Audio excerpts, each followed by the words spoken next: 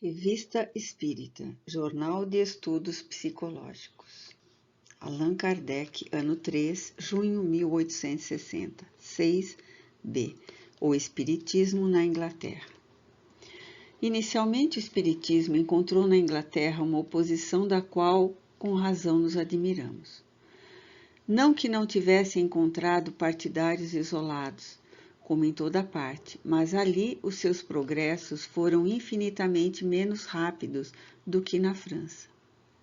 Será que os ingleses, como pretendem alguns, sejam mais frios, mais positivos, menos entusiastas do que nós, se deixem arrastar menos pela imaginação? Que sejam menos inclinados ao maravilhoso? Se fosse assim, seria de admirar, com mais forte razão, que o Espiritismo tenha tido seu principal foco nos Estados Unidos, onde o positivismo dos interesses materiais reina como soberano absoluto. Não teria sido mais racional que houvesse surgido na Alemanha ou na Rússia, que a esse respeito parece tomar a dianteira como terra clássica das lendas? A oposição encontrada pelo Espiritismo na Inglaterra nada tem a ver com o caráter nacional, mas com a influência das ideias religiosas de certas seitas preponderantes, rigorosamente vinculadas mais à letra que ao espírito de seus dogmas. Elas se inquietaram com uma doutrina que, à primeira vista, lhe pareceu contrária às suas crenças. Mas assim, não poderia ser por muito tempo num povo dado à reflexão, esclarecido que o livre exame não experimenta nenhum entrave e o direito de reunião para discutir é absoluto. Ante a evidência dos fatos, tinham de se render. Ora, foi precisamente porque os ingleses os julgaram friamente e sem entusiasmo que os apreciaram e lhes compreenderam todo o alcance. Quando, após terem observado seriamente, surgiu para eles esta verdade capital de que as ideias espíritas têm sua fonte nas ideias cristãs, que, longe de se contradizerem, se corroboram, se confirmam, se explicam umas pelas outras. Toda satisfação foi dada ao escrúpulo religioso. Tranquilizada a consciência, nada mais se opôs ao progresso das ideias novas que se propagam naquele país com surpreendente velocidade. Ora lá, como alhures, ainda não é na parte esclarecida da população que se encontram seus mais numerosos e mais zelosos partidários, argumento peremptório ao qual nada se tem oposto. Os médiuns se multiplicam, estabelecem-se numerosos centros, aos quais se associam membros do alto clero, proclamando abertamente suas convicções. Dirão os adversários que a febre do maravilhoso triunfou sobre a fleuma inglesa? Seja como for, há um fato notório: suas fileiras se esclarecem diariamente a despeito de seus sarcasmos. O desenvolvimento das ideias espíritas na Inglaterra não poderia deixar de dar origem a publicações especializadas. Elas têm agora um órgão mensal muito interessante, que se publica em Londres desde 1º de maio último, sob o título de The Spiritual Magazine, do qual extraímos o relato seguinte. Um espírito falador.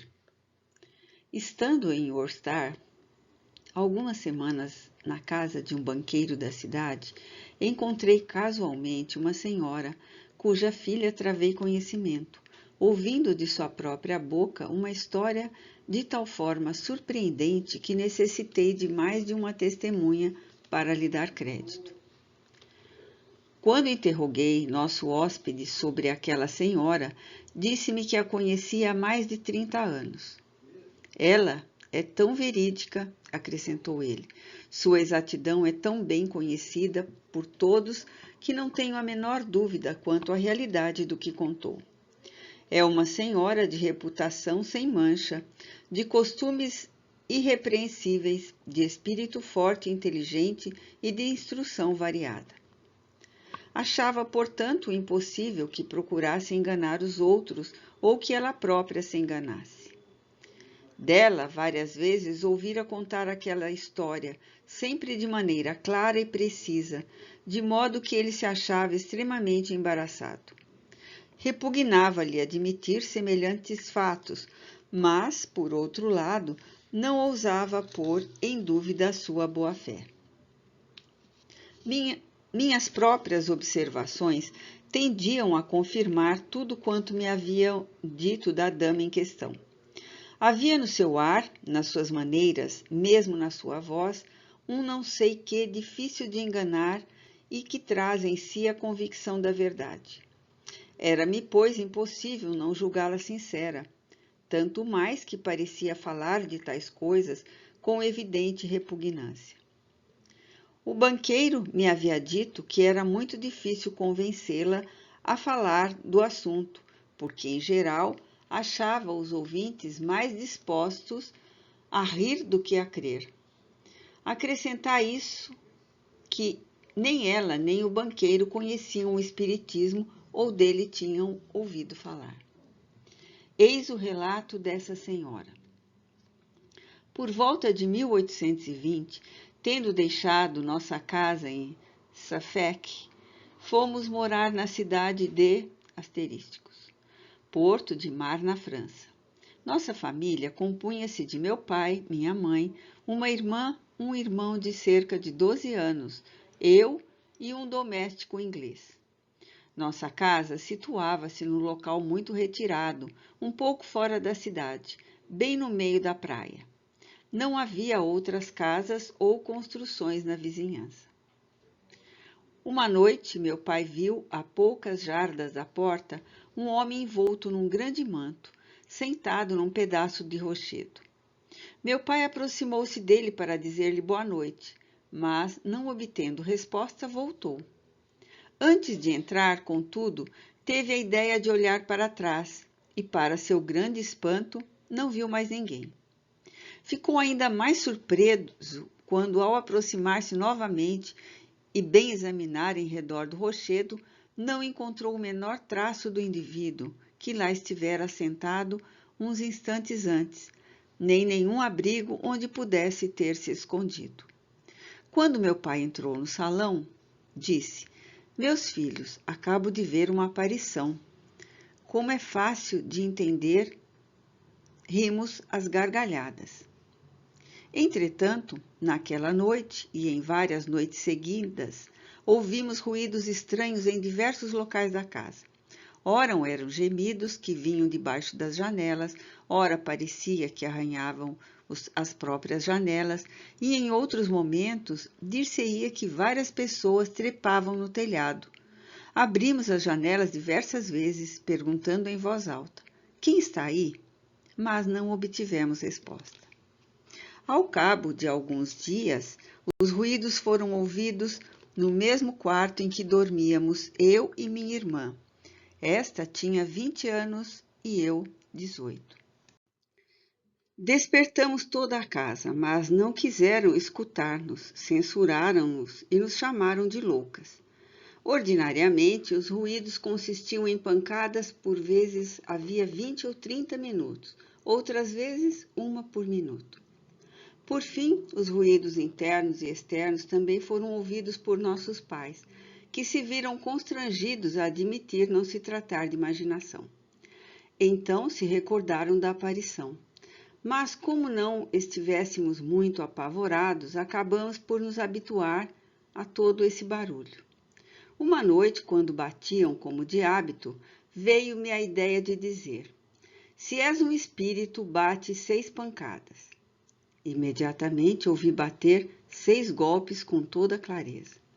Com o tempo, esses ruídos tornaram-se de tal modo familiares que não apenas não tínhamos medo, como deixaram de ser desagradáveis. Agora vou contar a parte mais curiosa desta história. Confesso que hesitaria em vou-lo comunicar, não a tivessem testemunhado todos os membros de minha família. Meu irmão, então menino, mas agora um homem muito distinto em sua profissão poderá, caso se faça necessário, confirmar todos os detalhes. Além das batidas em nosso quarto, começamos a ouvir, principalmente no salão, como que uma voz humana. A primeira vez que a ouvimos, minha irmã estava ao piano. Cantávamos uma romanza. Nota explicativa 28.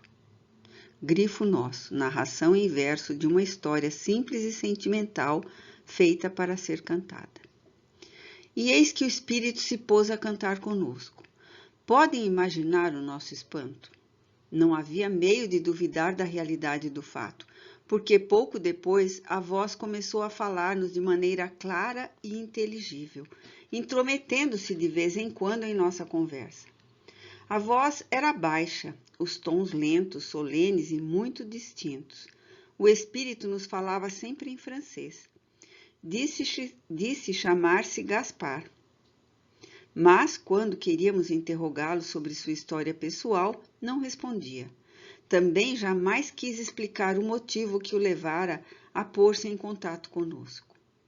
Geralmente pensávamos que fosse espanhol, sem atinar, contudo, de onde nos vinha tal ideia. Chamava cada membro da família por seu nome de batismo. Algumas vezes recitava versos e constantemente procurava inculcar-nos sentimentos de moralidade cristã, sem, contudo, jamais tocar nas questões dogmáticas. Parecia desejoso de nos fazer compreender o que há de grandioso na virtude, o que há de belo na harmonia que reina entre os membros de uma mesma família.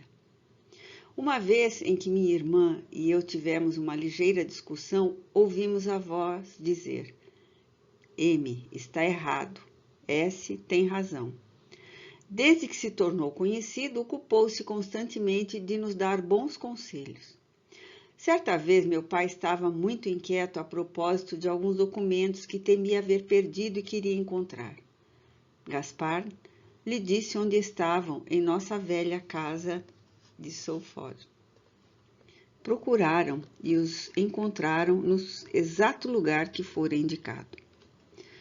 As coisas continuaram a passar-se assim durante mais de 3 anos. Todas as pessoas da família, sem excetuar os domésticos, tinham ouvido a voz. A presença do espírito, de que não duvidávamos, era sempre uma grande felicidade para todos nós. Era considerado ao mesmo tempo como nosso companheiro e nosso protetor. Um dia nos disse: durante alguns meses não estarei convosco. Com efeito, suas visitas cessaram por vários meses. Uma noite ouvimos aquela voz que tão bem conhecíamos dizer: eis-me aqui entre vós. Seria difícil descrever o nosso júbilo.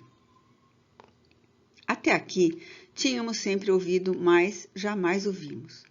Uma noite, meu irmão disse: Gaspar, gostaria muito de te ver. A voz respondeu: eu vos contentarei. Ver-me-eis se quiserdes ir até o outro lado da praça. Meu irmão nos deixou, mas logo retornou dizendo: vi Gaspar. Ele usava um grande manto e um chapéu de abas largas. Olhei por baixo do chapéu e ele sorriu. Sim, disse a voz, intervindo na conversa. Era eu. A maneira por que nos deixou, de repente, foi-nos muito sensível. Voltamos a Safox. E ali, como na França, durante várias semanas após nossa chegada, Gaspar continuou a conversar conosco. Uma noite nos disse: vou deixar-vos para sempre. Suceder-vos-ia uma desgraça se eu ficasse junto de vós neste país, onde nossas comunicações seriam mal compreendidas e mal interpretadas. Desde então, aconteceu, acrescentou a senhora com um acento de tristeza, como se falasse de um ser amado que a morte arrebatou. Não mais ouvimos a voz de Gaspar. Eis os fatos como nos foram contados. Tudo isso me faz refletir, e pode levar vossos leitores, quem sabe, a refletir também. Não pretendo dar nenhuma explicação, nenhuma opinião. Direi apenas que tenho inteira confiança na boa-fé da pessoa de quem os ouvi e subscrevo o meu nome como garantia da exatidão do meu relato. S.C. Hall. O Espírito e o Cãozinho. Sociedade, 4 de maio de 1860. Médium Senhor Didier. O senhor G. de Marsella nos transmite o seguinte fato. Um rapaz faleceu há 8 meses e sua família, na qual há 3 irmãs médiuns, o evoca quase diariamente por meio de uma cesta. Cada vez que o espírito é chamado, um cãozinho do qual muito gostava salta sobre a mesa e vem cheirar a cesta, soltando pequenos ganidos. A primeira vez que isso aconteceu, a cesta escreveu: "Meu bravo cachorrinho que me reconhece." Não presenciei o fato, mas as pessoas das quais o ouvi várias vezes o testemunharam e são excelentes espíritas e muito sérias para que eu possa pôr em dúvida a sua veracidade. Perguntei a mim mesmo se o perispírito conservava partículas materiais suficientes para afetar o olfato do cão, ou se ele seria dotado da faculdade de ver os espíritos. É um problema que me parece útil aprofundar, caso ainda não esteja resolvido. 1. Evocação do Sr. M., morto há 8 meses, do qual acabamos de falar. Resposta: eis-me aqui. 2. Confirmais o fato relativo ao vosso cão que vem cheirar a cesta que serve às vossas evocações e que parece reconhecer-vos? Resposta: sim. 3. Poderíeis dizer-nos a causa que atrai o cão para a cesta? Resposta: a extrema finura dos sentidos pode levar a adivinhar a presença do espírito e até vê-lo. 4. O cão vos vê ou vos sente? Resposta: o olfato, sobretudo, e o fluido magnético. Charlet. Observação. Charlet, o pintor, deu à sociedade uma série de comunicações muito notáveis sobre os animais e que publicaremos brevemente. Por certo, foi a esse título que interferiu espontaneamente na presente evocação. 5. Considerando que Charlet quer mesmo intervir na questão de que nos ocupamos, nós lhe pedimos que dê algumas explicações a respeito. Resposta: com prazer. O fato é perfeitamente verossímil e, em consequência, natural. Falo, em geral, pois não conheço aquele de que se trata. O cão é dotado de uma organização muito particular. Compreende o homem, eis tudo. Sente-o, segue-o em todas as suas ações com a curiosidade de uma criança. Ama-o e chega mesmo a ponto, e temos muitos exemplos para confirmar o que adiantamos de a dele se devotar. O cão deve ser, não tenho certeza, entendei bem, um desses animais vindos de um mundo já avançado para sustentar o homem em seu sofrimento, servi-lo, guardá-lo. Acabo de falar das qualidades morais que positivamente o cão possui. Quanto às suas faculdades sensitivas, são extremamente apuradas. Todos os caçadores conhecem a sutileza do faro do cão. Além dessa faculdade, o cão compreende quase todas as ações do homem, compreende a importância da sua morte. Por que não adivinharia a sua alma e por que mesmo não haveria? Charlet. No dia seguinte, a senhora Leske, médium, membro da sociedade, obteve em particular a explicação seguinte sobre o mesmo assunto. O fato citado na sociedade é verídico, embora o perispírito desprendido do corpo não tenha nenhuma de suas emanações. O cão farejava a presença do dono. Quando digo farejava, entendo que em seus órgãos percebiam sem que os olhos vissem, sem que o nariz sentisse, mas todo o seu ser estava advertido da presença do dono, e essa advertência lhe era dada, sobretudo, pela vontade que se desprendia do espírito dos que evocavam o morto. A vontade humana alcança e adverte o instinto dos animais, principalmente dos cães, antes que algum sinal exterior o tenha revelado. O cão é posto por suas fibras nervosas em contato direto conosco, espírito, quase tanto quanto com os homens. Percebe as aparições, dá-se conta da diferença existente entre elas e as coisas reais ou terrestres e lhes tem um grande pavor. O cão uiva à lua, conforme a expressão vulgar. Uiva também quando sente a morte chegar. Em ambos os casos e em muitos outros ainda, o cão é intuitivo. Acrescentarei que seu órgão visual é menos desenvolvido que seu órgão perceptivo. Ele vê menos do que sente. O fluido elétrico o penetra quase que habitualmente. O fato que me serviu de ponto de partida nada tem de surpreendente, porque no momento do despreendimento da vontade, que chamava seu dono, o cão sentia sua presença quase tão depressa que o próprio espírito ouvia e respondia à chamada que lhe era feita. Georges, Espírito Familiar. O espírito de um idiota. Nota explicativa 29.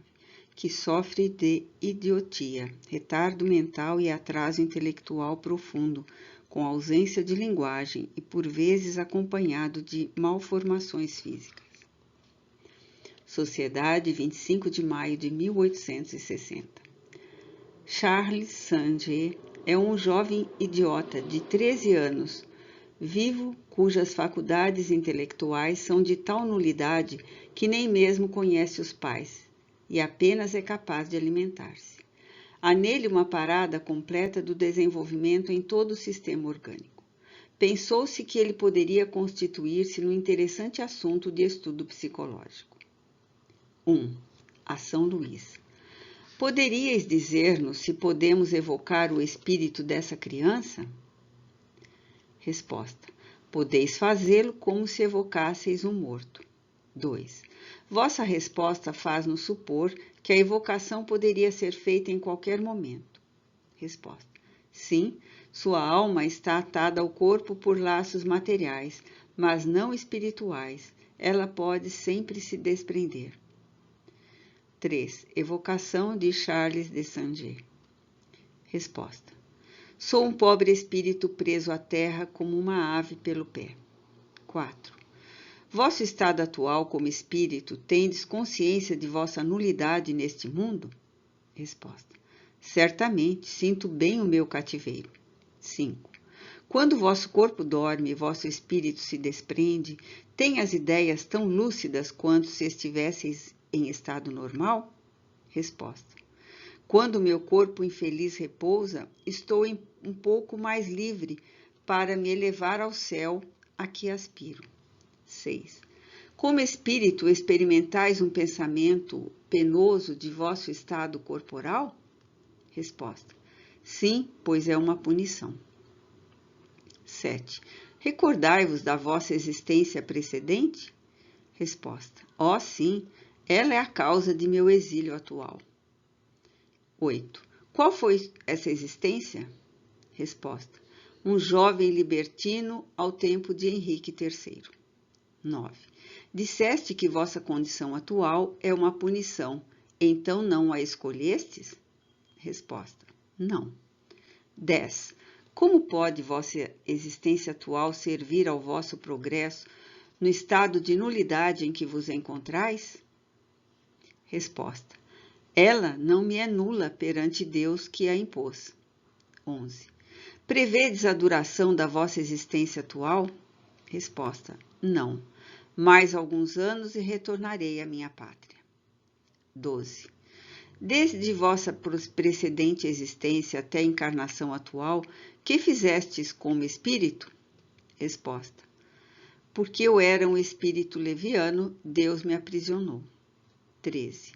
No estado de vigília, tendes consciência do que se passa ao vosso redor, apesar da imperfeição dos vossos órgãos? Resposta.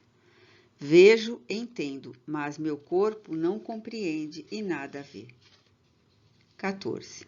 Podemos fazer algo que vos seja útil? Resposta: nada. 15. A São Luís. As preces por um espírito reencarnado podem ter a mesma eficácia que a dirigida a um errante? Resposta: as preces são sempre boas e agradáveis a Deus. Na posição deste pobre espírito, elas em nada lhe poderão servir. Servirão mais tarde, pois Deus as deixa de reserva. Observação: ninguém desconhecerá o alto ensinamento moral que resulta desta evocação. Além disso, ela confirma o que sempre foi dito sobre os idiotas.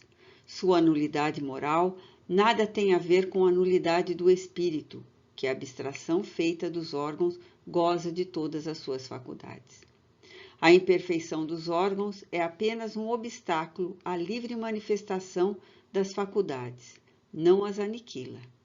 É o caso de um homem vigoroso, cujos membros seriam comprimidos por laços.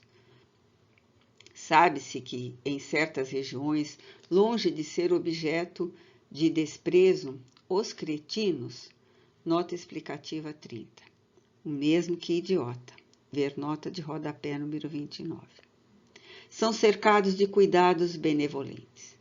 Esse sentimento não decorreria de uma intuição do verdadeiro estado desses infortunados, tanto mais dignos de atenção quanto seu espírito, que compreende a posição em que se encontra e deve sofrer por se ver como um refúgio da sociedade?